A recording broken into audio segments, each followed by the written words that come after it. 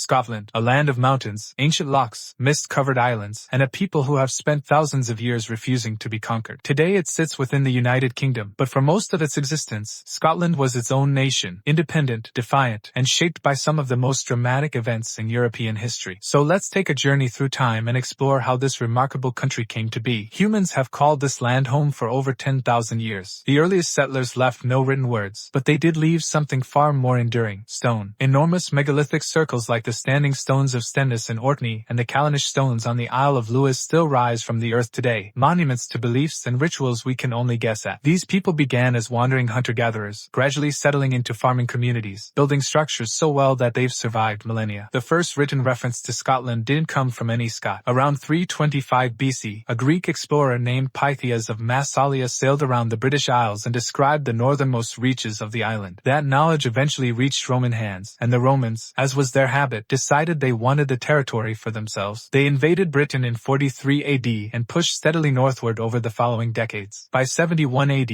Roman legions had crossed into what is now southern Scotland. Governor Agricola pressed even further north in the 80s AD, and at the Battle of Mons Graupius in 84 AD, he defeated the Caledonian tribes led by a chieftain named Calbicus. But winning a battle and holding a land are entirely different challenges. Within years, the Romans had withdrawn. The terrain was brutal, the people relentless, and the cost far too high. By 122 AD, Emperor Hadrian simply ordered a massive wall built across the island, essentially drawing a line and saying, "Everything north of here, we'd rather not deal with." They briefly tried again around 141 AD with a shorter turf wall further north, the Antonine Wall, but abandoned that too within 2 decades. Rome's northern frontier stayed at Hadrian's Wall for good. North of that wall, a powerful confederation of Celtic tribes had been growing, the Picts, fierce warriors famous for the mysterious symbols carved into their standing stones. The Picts likely descended from the very Caledonians who had defied Rome. As Roman power in Britain crumbled in the late 4th century, 3 groups began raiding across its borders: the Picts from the north, Germanic Saxons from across the North Sea, and seafarers from Ireland known as the Scoti, the very people who would eventually give Scotland its name. When Rome finally abandoned Britain in 410 AD, 4 distinct kingdoms emerged across what we now call Scotland. The Picts formed the Kingdom of Fortru in the northeast. Anglo-Saxon settlers established their kingdom in the southeast. The Brythonic Celts held Strathclyde in the southwest, and the Gaelic-speaking Scoti founded the Kingdom of Dal Riata in the west, a kingdom that also stretched into Northern Ireland. These were not peaceful neighbors. They warred constantly, each seeking dominance over the others. But something extraordinary was also happening. In 563 AD, an Irish monk named Columba crossed the sea and founded a monastery on the tiny island of Iona. That small community became the spiritual engine of a transformation. Over the next century, Christianity spread through the Gaels, the Picts, and the Saxons alike. Faith gave them something in common, even if it couldn't stop the fighting. Then came the Vikings. In 793 AD, Norse raiders hit the monastery at Lindisfarne, and everything changed. Scotland's monasteries, including beloved Iona, were struck again and again. By the early 9th century, the Norse weren't just raiding, they were settling. Orkney, Shetland, and the Western Isles all came under Norse control. Ironically, this common external threat pushed Scotland's kingdoms toward each other. In the 840s, the Gaelic kingdom of Dal Riata and the Pictish kingdom of Fortru emerged under the leadership of Kenneth MacAlpin. From that union grew the kingdom of Alba, and from Alba grew what we recognize as Scotland. By the end of the 11th century, this kingdom had absorbed Strathclyde and parts of Northumbria, forming a recognizable border with England to the south. Norman influence arrived with William the Conqueror in 1066. After seizing England, he marched north and forced the Scottish king Malcolm III into submission. Norman knights entered Scottish service and brought feudal customs with them, pulling Scotland deeper into the political orbit of its southern neighbor. Meanwhile, Scotland kept pushing back against Norse control of its islands. A final battle at Largs in 1263 led to negotiations, and through the Treaty of Perth in 1266, Norway handed over the Western Isles. Scotland was taking shape. Then came the crisis that nearly destroyed everything. King Alexander III died in 1286, and 14 claimants appeared for the Scottish throne. Scottish nobles made a fateful decision. They asked King Edward I of England to mediate. Edward used the opportunity to extract recognition that Scotland was a feudal dependency of the English crown, then installed John Balliol as king in 1292, before systematically dismantling his authority. Scotland turned to France for protection, the beginning of the famous Auld Alliance. It wasn't enough. In 1296, Edward invaded, seized the throne for himself, and carried off the Stone of Scone, Scotland's sacred coronation stone, to Westminster Abbey in London, where he embedded it beneath his own throne. The symbolism was unmistakable. Scotland's answer came from a man named William Wallace. Leading a rising of Scottish nobles and common people alike, he won a stunning victory at the Battle of Stirling Bridge in 1297, routing a much larger English force.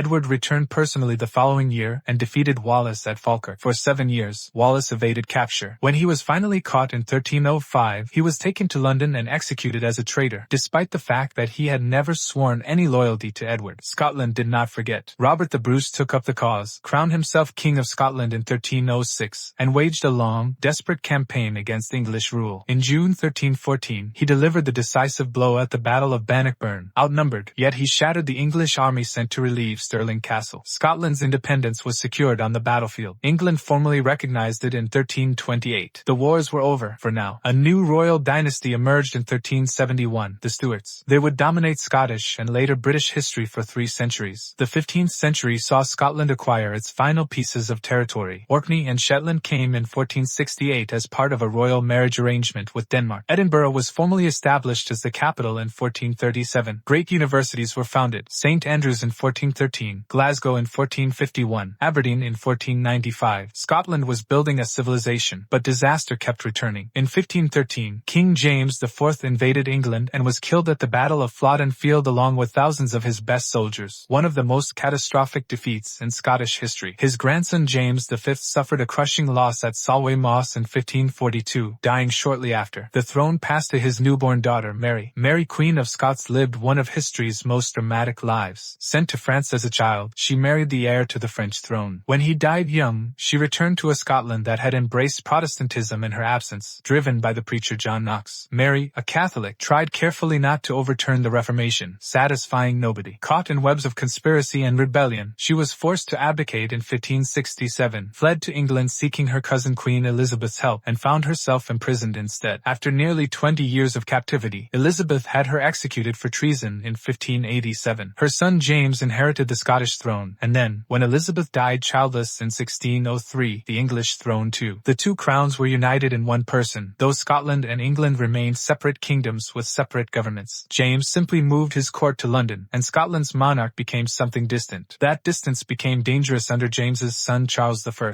When he attempted to impose an Anglican prayer book on Presbyterian Scotland in 1637, the result was an explosion of resistance. Scottish Covenanters rose up, and Charles's attempts to suppress them lit the fuse for a conflict that consumed all 3 kingdoms: Scotland, England, and Ireland. England descended into civil war. Charles I was executed in 1649. Scotland proclaimed his exiled son Charles II as king. Oliver Cromwell invaded, crushed Scottish resistance at Dunbar in 1650, and absorbed Scotland into a forced commonwealth. After Cromwell's death, Charles II was restored to all 3 thrones in 1660. When he died in 1685, his Catholic brother James took over, and fear of a Catholic restoration drove English politicians to invite the Protestant William of Orange to take the throne. James fled. Most of Britain accepted William and his wife Mary. The Scottish Highlands largely did not. Those who remained loyal to the exiled James became known as Jacobites, and their cause sparked a series of romantic, heartbreaking uprisings. The first rose in 1689 and was quickly crushed. Government response included the massacre of Glencoe in 1692. Soldiers murdered 38 members of the MacDonald clan in their own homes during winter, having accepted Highland hospitality for days before carrying out their orders. The betrayal horrified the nation. Meanwhile, Scotland's finances were collapsing. In the late 1690s, Scottish merchants and nobles pooled nearly a fifth of the nation's entire wealth into an ambitious colonial venture, the Darien Scheme, aiming to establish a Scottish trading colony in Panama. It was catastrophically mismanaged, ravaged by disease, undermined by English hostility, and abandoned by 1700. Scotland was financially broken. That economic desperation made political union with England feel unavoidable to some. In 1707, the Scottish Parliament ratified the Treaty of Union, dissolving itself and merging Scotland and England into the Kingdom of Great Britain. Many Scots were furious, seeing centuries of hard-won independence traded away. That anger fueled the Jacobite cause. The Old Pretender rose in 1715, failed. Another attempt came in 1719, also failed. Then in 1745 came Bonnie Prince Charles Edward Stuart, grandson of the exiled king, who landed with almost nothing and within months had his Highland army marching deep into England. The campaign ended in catastrophe at Culloden Moor on April 16, 1746, the last pitched battle ever fought on British soil. In less than an hour, the Jacobite army was destroyed. The prince fled into the heather and eventually to France, never to return. The aftermath was systematic and brutal. The clan system was dismantled. Highland dress was banned. The Gaelic language suppressed. Clan lands were steadily cleared. Tenants evicted to make room for sheep, driving hundreds of thousands of Scots overseas to America, Canada, Australia, and New Zealand. And yet, paradoxically, this same era produced an extraordinary flowering of Scottish genius. The Scottish Enlightenment gave the world philosopher David Hume, economist Adam Smith, whose wealth of nations founded modern economics, engineer James Watt, who helped trigger the Industrial Revolution, and poet Robert Burns, whose voice still echoes around the world every New Year's Eve. The 19th century brought rapid, wrenching industrialization. Glasgow became one of the great industrial cities of the world. The River Clyde became a global center of shipbuilding. Scotland's population nearly tripled over the century, but so did poverty, disease, and overcrowding in the cities. Around 2 million Scots emigrated, carrying their identity, skills, and fierce spirit to every corner of the globe. By the early 20th century, Scotland was a cornerstone of British imperial power. Then the First World War came, and Scottish regiments suffered devastating losses in the trenches of Flanders. The interwar years brought mass unemployment as heavy industry declined. Glasgow saw violent strikes in 1919. The Second World War briefly revived industrial output, but by the late 1940s, the decline was clearly irreversible. Economic and social difficulties through the latter half of the 20th century intensified calls for Scottish self-governance. In 1999, after nearly 300 years, the Scottish Parliament reconvened under a devolution agreement, gaining authority over health, education, and justice. And since then, Scotland has continued asking the question that its entire history seems to have been building toward, a question about identity, sovereignty, and what it truly means to be a nation. A question, in other words, that the Scottish people have been answering in their own stubborn, passionate way for over 1,000 years.